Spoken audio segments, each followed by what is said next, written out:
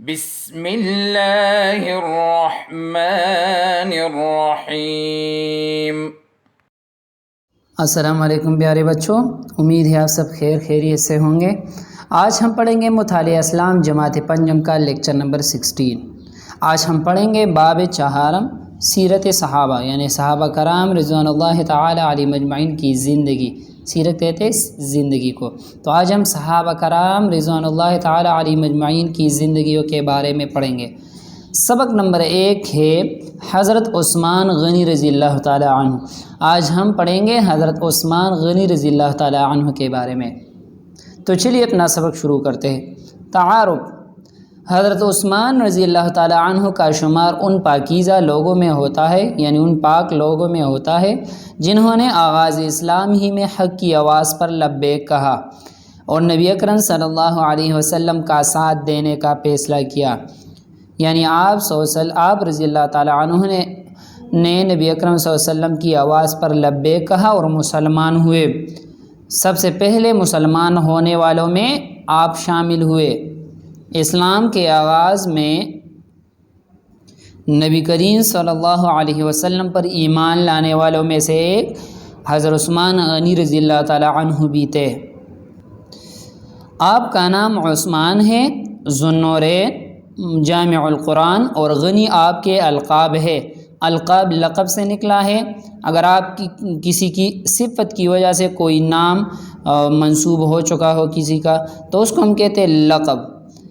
تو آپ کے القابات میں سے یہ 3 القاب تھے، ذو النورین، جامع القرآن اور غنی آپ کے القاب تھے یعنی لقب تھے۔ ذو النورین سے مراد یعنی 2 نور والا، چونکہ نبی کریم صلی اللہ علیہ وسلم کی 2 بیٹیوں حضرت رقیہ رضی اللہ تعالی عنہ اور حضرت ام کلثوم رضی اللہ تعالی عنہ کا نکاح حضرت عثمان رضی اللہ تعالی عنہ کے ساتھ ہوا تھا، اس لیے آپ کو ذو النورین کہا جاتا ہے یعنی 2 نور والا۔ جب حضرت رقیہ رضی اللہ تعالی عنہ وفات پا گئی تو پھر حضرت ام کلثوم رضی اللہ تعالی عنہ کی نکاح آپ سے کروائی گئی، اس لیے آپ کو ذو النورین یعنی 2 نور والا کہا جاتا ہے، یہ آپ کا لقب ہے۔ جامع القرآن سے مراد کہ آپ نے قرآن کریم کو ایک نئے سرے سے ترتیب کیا تھا۔ پیارے بچے، چونکہ قرآن پاک پہلے چمڑے پر، لکڑی کے ٹکڑوں پر اور تختوں پر لکھا گیا تھا، یعنی جب وہی نازل ہوتی نبی کریم صلی اللہ علیہ وسلم صحابہ کرام کو تلاوت فرماتے، کاتبین وہی یعنی وہی لکھنے والے صحابہ اس کو لکھتے تھے، قرآن پاک کی صورتوں کو لکھتے تھے۔ حضرت عثمان غنی رضی اللہ تعالی عنہ بھی اسی میں سے ایک تھے، یعنی کاتبین وہی میں سے۔ تو قرآن پاک کو مختلف چمڑے کے مختلف ٹکڑوں پر لکھا گیا تھا، کچھ صورتیں چمڑے پر لکھی گئی تھی، کچھ لکڑی کے ٹکڑوں پر، کچھ پتھر وغیرہ پر لکھی گئی تھی کچھ صورتیں۔ تو جب آپ کی دور حکومت آ گئی، جب آپ خلیفہ بن گئے تو آپ نے ان صحابہ کرام کو اکٹھا کیا جو حافظ قرآن تھے اور ان صورتوں کو اکٹھا کیا۔ آپ نے قرآن پاک کو ایک نئے سرے سے ترتیب دے دی اور تحریر کیا، لکھا اور اس کو ایک کتابی شکل دے دی۔ آج ہم جب قرآن پاک کی تلاوت کرتے ہیں، اس کو ہم کہتے ہیں مصحف عثمانی، یعنی عثمان رضی اللہ تعالی عنہ نے اس کو ایک کتابی شکل دی تھی۔ اور پھر جہاں کہیں بھی اسلامک اسٹیٹ تھی یعنی مسلمانوں کی حکومت جہاں تک تھی، جن ملکوں تک تھی، تو وہاں تک ان نسخوں کو بھیجا۔ آپ نے تقریباً 8 نسخے بنائے تھے اور پھر ایک نسخے کو ایک ملک بھیجا۔ تو اب جب ہم قرآن پاک کی تلاوت کرتے ہیں تو اس کو ہم کہتے ہیں مصحف عثمانی۔ تو آپ کا ایک لفظ جامع القرآن بھی ہے، یعنی آپ نے قرآن پاک کو جمع کیا تھا، تمام صورتوں کو قرآن پاک پہ کتابی شکل دی تھی۔ اور غنی بھی آپ کا لقب ہے۔ غنی سے مراد چونکہ آپ رضی اللہ تعالیٰ عنہ انتہائی سخی تھے، اللہ تعالیٰ کی راہ میں خرچ کرنے والے تھے، اس لیے آپ کا ایک لقب غنی بھی ہے۔ آپ کے والد کا نام عفان اور والدہ کا نام اروہ تھا۔ حضرت عثمان رضی اللہ تعالیٰ عنہ کی نانی نبی اکرم صلی اللہ علیہ وسلم کی حقیقی پھوپھی تھی۔ حضرت عثمان رضی اللہ تعالیٰ عنہ مکہ مکرمہ میں پیدا ہوئے۔ آپ کا تعلق قریش کے مشہور خاندان بنو امیہ سے تھا۔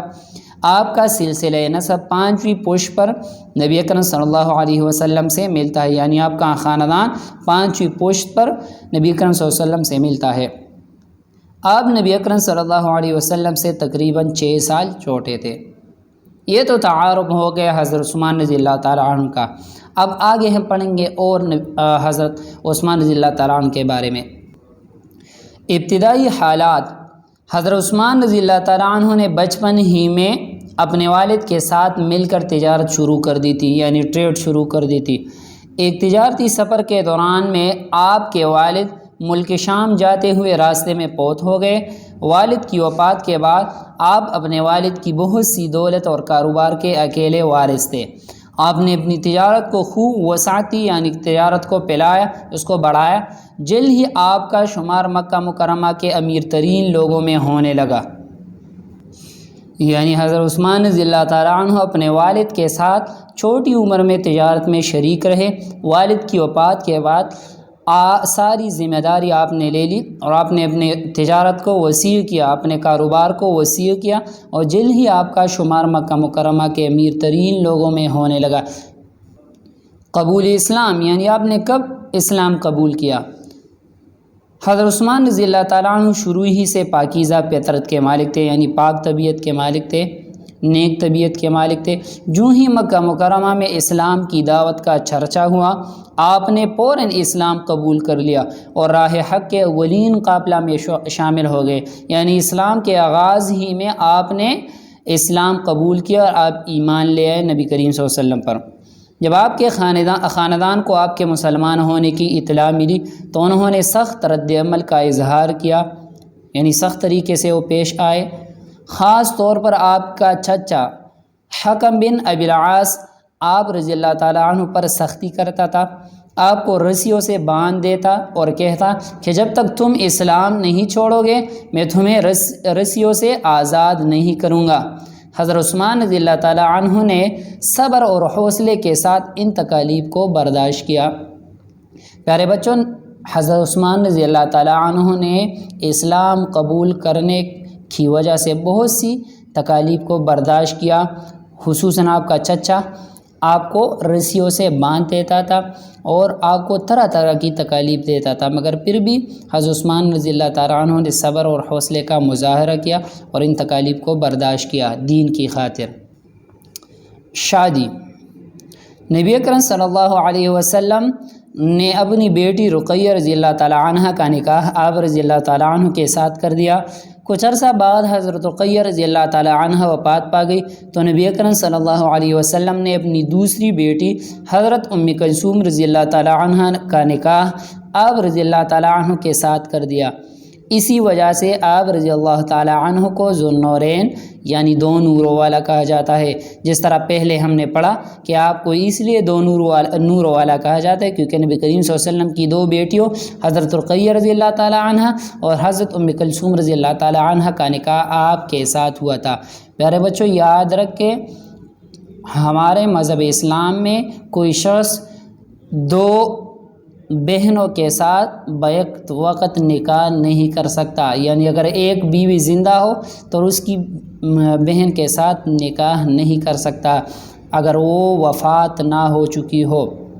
ٹھیک ہے، تو یہاں جب حضرت رقیہ رضی اللہ تعالیٰ عنہ وفات پا گئی تو پھر اس کے بعد حضرت ام کلثوم رضی اللہ تعالیٰ عنہ کا نکاح آپ رضی اللہ تعالیٰ عنہ کے ساتھ کر دیا گیا، اس لیے آپ کو ذو النورین لقب دیا گیا، یعنی دو نوروں والا۔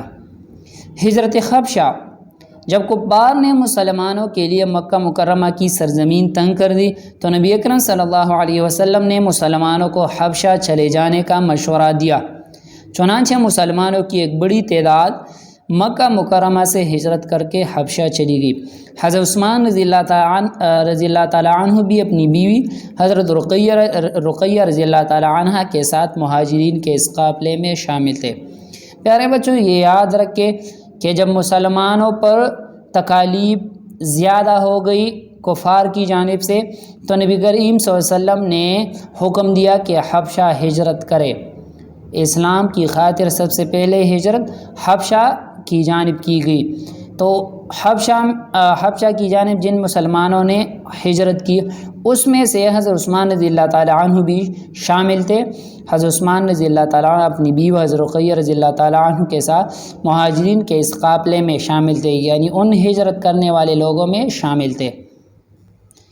ہجرت مدینہ یعنی مدینہ کی جانب ہجرت: جب نبی اکرم صلی اللہ علیہ وسلم نے مدینہ منورہ کی طرف ہجرت کی تو حضرت عثمان رضی اللہ تعالیٰ عنہ حبشہ سے مدینہ منورہ پہنچ گئے۔ یوں آپ رضی اللہ تعالیٰ عنہ کو اللہ تعالیٰ کی راہ میں دوہری ہجرت یعنی 2 مرتبہ ہجرت کرنے کا اعزاز حاصل ہوا۔ جب نبی اکرم صلی اللہ علیہ وسلم نے مدینہ منورہ ہجرت فرمائی یعنی ہجرت کی تو حضرت عثمان رضی اللہ تعالیٰ عنہ جنہوں نے حبشہ ہجرت کی تھی حبشہ سے مدینہ منورہ پہنچ گئے۔ یوں آپ نے اسلام کی خاطر 2 مرتبہ ہجرت کی، اس کو کہتے ہیں دوہری ہجرت۔ آپ کو دوہری ہجرت کا اعزاز حاصل ہوا۔ خلافت کے لیے انتخاب یعنی آپ کب خلیفہ بن گئے؟ حضرت عمر رضی اللہ تعالیٰ عنہ نے اپنی وفات سے پہلے اپنے جانشین کے انتخاب کے لیے ایک 6 رکنی کمیٹی تشکیل دی۔ اس کمیٹی نے لوگوں سے مشورے کے بعد حضرت عثمان رضی اللہ تعالیٰ عنہ کو بطور خلیفہ منتخب کیا۔ اس طرح آپ مسلمانوں کے تیسرے خلیفہ بنے۔ پیارے بچوں، نبی کریم صلی اللہ علیہ وسلم کی دنیا سے رحلت فرمانے کے بعد سب سے پہلے خلیفہ حضرت ابوبکر صدیق رضی اللہ تعالیٰ عنہ بنے۔ خلیفہ سے مراد مسلمانوں کا سربراہ یعنی حضور صلی اللہ علیہ وسلم کا نائب۔ حضور صلی اللہ علیہ وسلم کی دنیا سے پردہ فرمانے کے بعد یا حضور صلی اللہ علیہ وسلم کے وفات ہونے کے بعد حضرت ابوبکر صدیق رضی اللہ تعالیٰ عنہ خلیفہ بنے۔ پہلے خلیفہ آپ تھے۔ 2 سال کے بعد ابوبکر صدیق رضی اللہ تعالیٰ عنہ کے وفات ہو جانے کے بعد حضرت عمر فاروق رضی اللہ تعالیٰ عنہ خلیفہ بنے۔ آپ نے بھی تقریباً 10 سال حکومت کی۔ 10 سال حکومت کرنے کے بعد عمر فاروق رضی اللہ تعالیٰ عنہ کی شہادت کے بعد حضرت عثمان رضی اللہ تعالیٰ عنہ کو خلیفہ بنایا گیا۔ یوں آپ تیسرے خلیفہ بن گئے مسلمانوں کے۔ حضرت عمر رضی اللہ تعالیٰ عنہ نے اپنی وفات سے پہلے اپنے جانشین کے انتخاب کے لیے 6 رکنی کمیٹی تشکیل دی۔ کمیٹی کا کام کیا تھا کہ مسلمانوں کے لیے خلیفہ منتخب کرے، تو ان لوگوں نے حضرت عثمان رضی اللہ تعالیٰ عنہ کو خلیفہ بنایا، چونکہ آپ نبی کریم صلی اللہ علیہ وسلم کے داماد بھی تھے اور قریبی ساتھی بھی تھے، اس لیے آپ کو خلیفہ بنایا گیا۔ خدمات یعنی بطور خلیفہ آپ کے کیا کیا خدمات ہیں مسلمانوں کے لیے، اور خلافت سے پہلے بھی آپ نے کتنے خدمات سر انجام دیے مسلمانوں کے لیے۔ حضرت عثمان رضی اللہ تعالیٰ عنہ کی اسلام کے لیے بے شمار خدمات ہیں، جن میں سے چند ایک درج ذیل ہے۔ مدینہ منورہ میں مسلمانوں کے لیے پینے کا صاف پانی میسر نہیں تھا، یعنی اویلیبل نہیں تھا۔ میٹھے پانی کا ایک ہی کنواں تھا جو ایک یہودی کی ملکیت تھا، یعنی اس کا مالک یہودی تھا، اس کنویں کا مالک۔ حضرت عثمان رضی اللہ تعالیٰ عنہ نے اسے خرید کر مسلمانوں کے لیے وقف کر دیا، فی سبیل اللہ مسلمانوں کے لیے وقف کر دیا گیا کہ تمام مسلمان اس سے پانی پی سکتے ہیں۔ ایک تو یہ خدمت کی تھی۔ غزوہ تبوک کے موقع پر حضرت عثمان رضی اللہ تعالیٰ عنہ نے جنگ کے لیے نبی اکرم صلی اللہ علیہ وسلم کی خدمت میں 1000 اونٹ، 100 گھوڑے اور 1000 دینار پیش کیے۔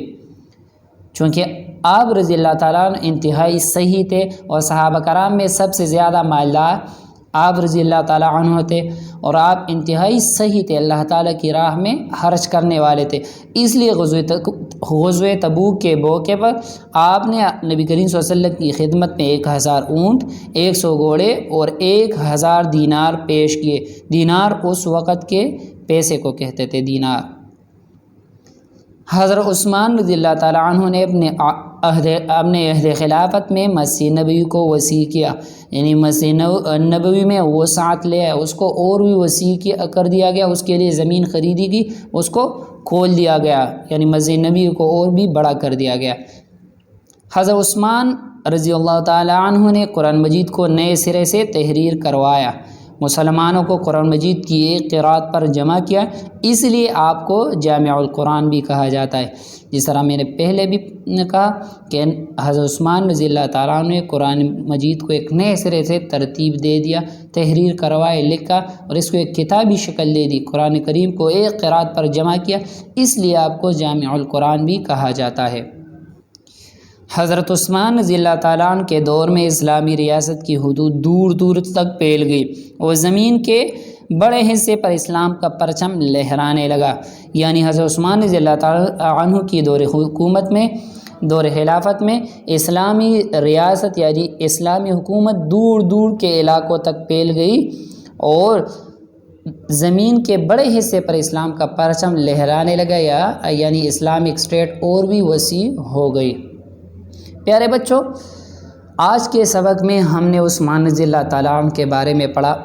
چونکہ ویڈیو کے طویل ہونے کی وجہ سے میں ایک لیکچر کو اسی جگہ پہ ختم کر رہا ہوں۔ آپ لوگوں کا ہوم ورک یہ ہے کہ اس میں جتنے چیدہ نکات ہے، یعنی عثمان رضی اللہ تعالیٰ عنہ کا تعلق کس قبیلے سے تھا، والد کا نام، والدہ کا نام، آپ کے کیا کیا خدمات ہے، ان چیدہ نکات کو صاف اور خوشخط رب نوٹ بک میں لکھ کے اور واٹس ایپ گروپ میں شیئر کریں۔ انشاءاللہ پھر ملیں گے نیکسٹ ویڈیو میں نیکسٹ لیکچر کے ساتھ۔ تب تک کے لیے اللہ حافظ۔ اللهم انفعنا بما علمتنا وعلمنا ما ينفعنا وزدنا علما